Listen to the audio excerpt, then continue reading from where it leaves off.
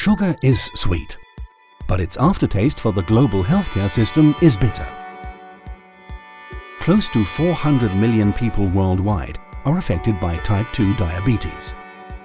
4.8 million people die of the chronic disease every year, a number that is quickly rising. Costs to the global healthcare system are estimated at a staggering $470 billion, representing over 10% of all healthcare costs. By 2020, the number of people affected could be close to 500 million, and costs could rise to a whopping $700 billion.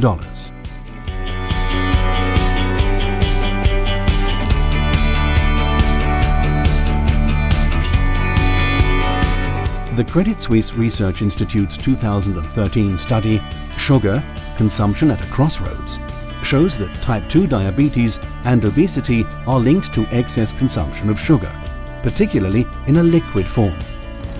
Things started to change in the 1960s. Following the wars, rations and measured consumption became a thing of the past. In the 1970s and 80s, concerns arose around the increase in heart diseases and other chronic problems. At that time, with limited scientific proof, the blame for these rising health issues was put down to fat. Nobody asked whether replacing fat with sugar to keep things tasting good was a smart idea. These days, added sugar is in almost everything on the supermarket shelf. It makes up at least 17% of our diet. Today, the world daily average consumption of added sugar per person is 17 teaspoons, up 45% compared to 30 years ago. And hear this, the American Heart Association recommends no more than 6 teaspoons for women and 9 for men. Who's eating all that sugar, you ask? The US is ranked number 1 in consuming sugar and caloric sweeteners, with an average of 40 teaspoons per person per day. It's not surprising that the country has the world's highest rate of adult obesity.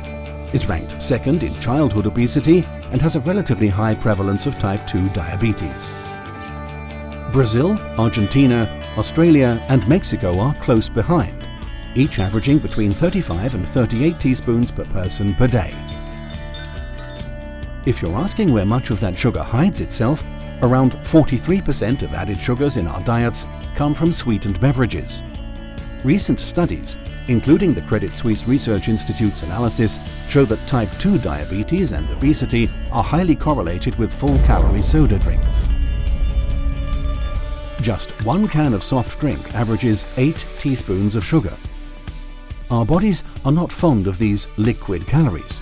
The large injection of sugar is easily and quickly ingested without the consequential feeling of being full. Regardless of the amount people feed into their bodies, genetics also play an important role in the ability to tolerate sugar, as well as the prevalence of type 2 diabetes. This might also explain the differences across countries and races. The good news is that public perception is beginning to shift. Already, some consumers are becoming aware of the adverse effects of excess sugar intake.